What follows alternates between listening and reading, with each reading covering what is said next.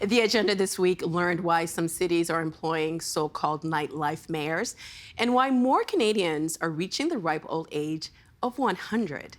Have a look. I grew up in New York City. I was born and raised, you know, going out mostly. I owned my own nightclub for 10 years. I served on my local community board on the liquor licensing committee for 7. And actually, while I owned my nightclub, I was the number one most complained about bar in New York from one chronic caller, which really sort of activated me and politicized me to not only defend myself, but really the ways in which operators were identified and treated as they interact with the city. So how did you, I mean, presumably you put yourself in a position to get this gig from the city. Why did the city want to give you the job to begin with? Well, I mean, a lot of people wanted the job. It's an important job. A lot of people misunderstand what it might mean.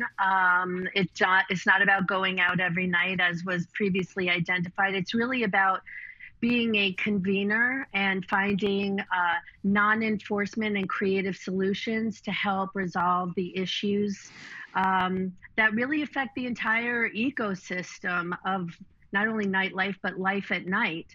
So you're dealing with owners and workers and operators, as well as residents and patrons. And I think most importantly, historically, nightlife has not necessarily been appreciated, an appreciated industry or culture or economy. It has been really truly criminalized, overly restricted, enforced upon. And I think now we see a global nightlife movement where even 5 years ago when I was appointed, it was really just the beginning. The first was in Amsterdam. And now there's almost 80 offices of nightlife around the world that recognize that the nighttime economy and culture are essential to our economic, cultural, and personal well-being. And the COVID-19 pandemic really demonstrated what a life would be like without a nightlife industry. And so these offices really are there to help reframe a historically framed industry, convene and be a liaison for the industry and all its components to the city and elected officials. Nate, why don't you pick up on that and tell us how you see the mission of the Vancouver Office for Nighttime Economy? Yeah, it's almost exactly what Ariel said. It's in Vancouver, especially if Ottawa is referred to as a city that fun forgot. Vancouver was called No Fun City for 10, 15 years. And some people still call it that. I've been saying for a long time that if you're calling Vancouver No Fun City still, you're not trying very hard. Because things have gotten a lot better here. But our sort of march toward this office started, I think, in 2017 when the then city council and mayor elected to, put forth a motion to do a late night lockout, which would mean that after a certain point in the night, we wouldn't be allowed any new patrons into the bars and clubs in our entertainment district or anywhere else in the city, which had devastating consequences in King's Cross, especially in Australia, if you want to use that for sort of a test case of what a moronic idea that was. Anyway, so this led us to finding Mirik Milan, who, as Ariel pointed out, was the first night mayor ever in Amsterdam. And we flew him over twice to speak to City Council, to speak to the Board of Trade, the Downtown Vancouver Business Improvement Association, the community, and started getting this idea out that this is the way to go. So, it's been a while, and the then mayor, and now we're on the third mayor who has had this in a platform or as a priority. And a lot of it, I think we would already be there were it not for the pandemic. But we are just finishing up a report for City Council, which will then hopefully, catalyze the rest of getting this office together. But it's everything that Emmanuel and Ariel already spoke about. It is about advocacy. It is about building a bridge. It is about understanding the needs. It is about tourism, filling hotel rooms, and it is about culture. At the end of the day, we believe in culture through commerce. if you will. The ecosystem, nothing happens in a vacuum. Everything happens together. And I think that it's an idea whose time has come. In what countries are people living the longest? Well, typically it is in Asian countries. Japan typically leads the pack of highest longevity and also the number of centenarians. European countries are often in that group too.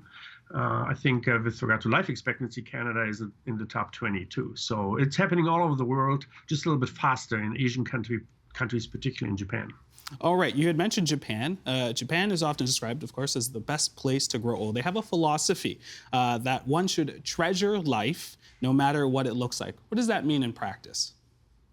Well, it means that a lot of time and effort is put into caregiving, of taking care of the oldest old, people in their 80s, 90s, and certainly hundreds, that no age is too old for Japan, that really life is treasured at every moment, from life to death, how long ever it might be. All right, and you had mentioned as well European countries. I'm just curious, what are European countries and Japan doing right? Well, as I indicated, caregiving is an important part. You have to invest in your health. You have to invest in medical care. And so there are basically two prongs. You have to do a lot of things yourself. European countries, Japan, are much more likely to be active, to be walking when compared at least to the United States. And of course, if things do go wrong, there is immediate support for you. And that's much more likely to happen in European countries and in Asian countries, certainly in Japan. All right, I should mention that the top three people, the oldest people right now, are in Spain, Japan, and the US. And I'm coming to you, Angela, because you studied the very old in both US and Canada. Briefly, what factors come into play when comparing how each country's society adds or subtracts from their ability to live to 100? Well, for us, the Canadian cohort's really new for us. So we're just starting to understand perhaps some of the unique social factors that might affect aging and aging well in Canada.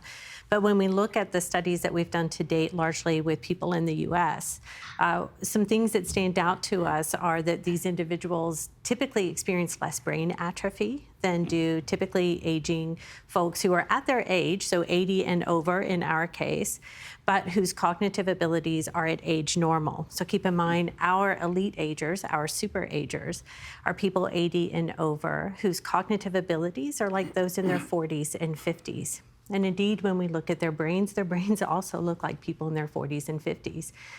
So there's some unique social factors as well. In terms of good sleep habits, reading, less television, high social engagement. And we're finding some of the same patterns in our Canadians as well. What's unique for us here is that we have more superagers who are married to one another. And we're really trying to understand that phenomenon. In our US studies, that's not the case. But over half of our cohort in Canada are actually husband and wife couples coming together for the study. Very interesting. I do want to pick up on sort of the differences between US and Canada. Walk me through some of those sort of social but environmental factors as well. Sure. I understand that Canada, we're looking in some areas, more rural areas. We're talking about possibly pollution playing a factor as well. Talk to me a little bit about that. Yeah, so one of the things that we're really focused on in this next study, so we've had 10 years of research so far, adding our Canadian cohort in 2021, 2022. So we're really just starting that piece. But we're interested in looking at how can the Canadian society aging group have experienced life differently from those in the US, particularly in terms of environmental toxins, stressors, movement and mobility, as Peter mentioned, is something that's really important. One of the things that's different is on the US side, most of our centers are located in urban areas, and our older adults there, while having experienced an agrarian society, the US industrialized at a much earlier time than we did in Canada in terms of large industrial centers. So for us, there's a real interest in thinking about how an agricultural life, a farm life, exposure to farm chemicals or lack thereof in terms of Canadian regulations as opposed to US regulations might affect these aging trajectories. That's just some of what we covered this week. You can find more, including the full conversations, on our website, tvo.org, our YouTube channel at youtube.com/theagenda, or our Twitter feed, twitter.com/theagenda. The Agenda with Steve Paikin is made possible through generous philanthropic contributions from viewers like you. Thank you for supporting TVO's journalism.